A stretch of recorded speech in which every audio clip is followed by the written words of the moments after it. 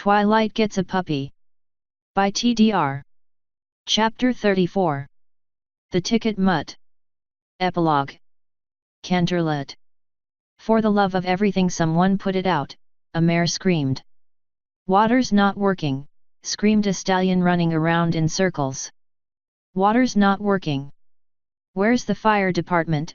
Another mare screamed. All in all, there were about 30 guards, maids, and cooks running around while a moderate fire burned on one of the kitchen stoves. Princess Luna sat on a stool at the far side of the room, ignoring the lot of them as she looked through the cookbook she had found once more. She was not quite sure what had gone wrong. She had been attempting to replicate that wonderful pasta dish that had been served for dinner the night before, and somehow everything had caught fire. Luna was not even sure she had turned on the stove. It hasn't even been a week and you're already trying to burn the place down, a voice from nearby asked. Luna looked up into the smirking face of her sister, then back to the cookbook. We are unsure of exactly what transpired incorrectly. We put water in the pot on the stove, looked for a way to ignite said stove, then needed to call the fire brigade. Luna protested. Yes, well. Celestia sighed. That is Chef Coltrade's custom oven. Custom? 'Tis not but a normal-looking one. What is custom of it? Luna questioned. I have no idea. I tend to avoid trying to cook if I can help it after the Great Fire of 32 ANM. This is the second canterlet to be built, Celestia sighed, pulling up a chair to sit next to her sister. You could have just asked the servants to make something for you.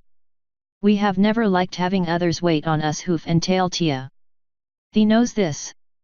Dost thou truly expect us to let others do things for us in this age of wonders that hast been wrought? Luna protested. We are already less than thrilled that some of the Thestrals about have sworn to us again without our asking. Then perhaps simply ask one to help you. It is easier to learn if someone teaches you. Celestia sighed. That said, Moon Dancer has agreed to tutor you.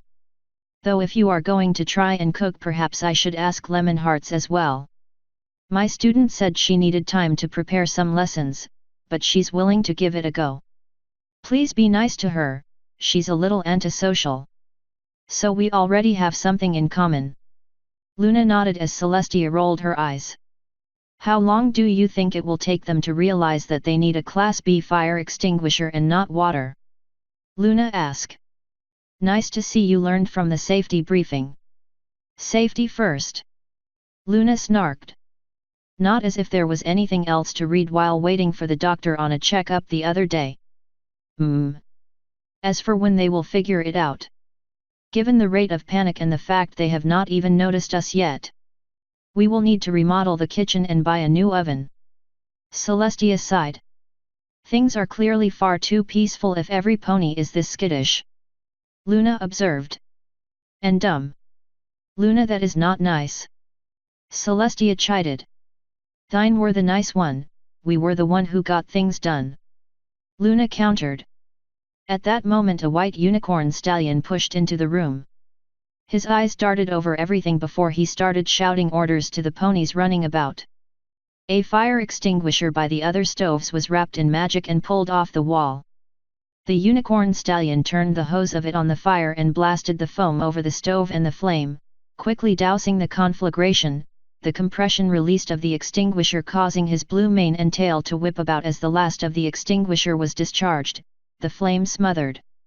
The unicorn snorted, handing the empty canister to another guard, telling the servants to clean it up and the guards to write an incident report and replace the extinguisher with a fresh one. He also told them all to get ready for a remedial fire safety class. He then turned and bowed lightly to Luna and Celestia before striding back out of the room. There are competent ponies about, Luna, you've met 6 of them already. 7 if you count our new guard captain there. Celestia smiled as Shining Armor left. Shining Armor is Twilight Sparkle's brother, is he not? Luna asked. Competence must run in that family. You would think that. Celestia sighed. He is also dating Cadence. There are no cries of false promotions. Luna questioned. 'Tis usual the case when one courts royalty. A few, though everyone who graduated with shining armor is at least a major at this point. Something Kaiser and Silvertail are laughing themselves silly over. He's one of the best the Academy has seen in some time. His actions in defending Cadence's airship from pirates while on their way back here shot him up in rank far quicker than any of the others in his small class. We have read that report and we would like to test to see if his shield is as strong as has been stated. Luna pointed out. Later, he is still on vacation. Celestia placated. Then why is he in the castle? Cadence has quarters here. Celestia smiled. Ah. Luna nodded understanding. The flicker of green flame over Celestia's horn ended any further conversation about shining armor, though more fire did send a few of the ponies still in the kitchen running around screaming again. A letter from Twilight Sparkle. Luna asked, her horn glowing to put up a shield as one panicked pony tried to put out the green fire on the princess with a bowl of water, despite the fact it went out almost as soon as it erupted. The sisters remained unsplashed, though the chef in question was drenched by his own fire-fighting attempt. She must be thanking me for the tickets I sent this morning. Celestia smiled. I already received her report on what happened during the celebration. Did thee not only send 3? Luna asked, trying to change the subject away from the summer sun celebration. Yes, but they were for the ticket holder plus one guest. I expect Twilight and her new friends will all be coming. Or at least some of them. Twilight and her brothers are not likely to be interested. Celestia offered, unrolling the scroll and blinking as she read. Well, what is written? Dear Princess Celestia. My brothers are completely evil, Celestia frowned. This does not bode well for the rest of the letter. Read it and we shall see. Luna chided. Let's see, helping Applejack, tickets arrived. That was a good apple spike sent, by the way, you should try one, Lulu. Applejack thought to open a stall to sell apples outside of the gala. Celestia tilted her head, though she shrugged. Talked her out of it, gave ticket to her for Granny Smith and Apple Bloom to attend. Well, now I've not heard of the name Granny Smith in a while. This should be fun. Who? Matriarch of the Apple family. She's quite old even for an earth pony. Apple Bloom is the youngest of the family. I need to make sure the elitists leave them be and perhaps a few other foals get invited to keep Apple Bloom entertained. Celestia continued. Where was I? Oh yes. Rainbow Dash is not to be allowed within 2 miles of the gala and the Wonderbolt performance for safety reasons. We are not sure we wish to know. Luna admitted. Pinkie Pie was given a ticket and she will be bringing a friend of hers I don't know named Matilda. Rarity will also be attending with her sister Sweetie Belle. Celestia shrugged. About what I expected really, though Granny Smith is a interesting invite. Matilda is a name that is familiar to me as well, though I cannot place why. What does the rest say? Luna looked over Celestia's shoulder. Let's see.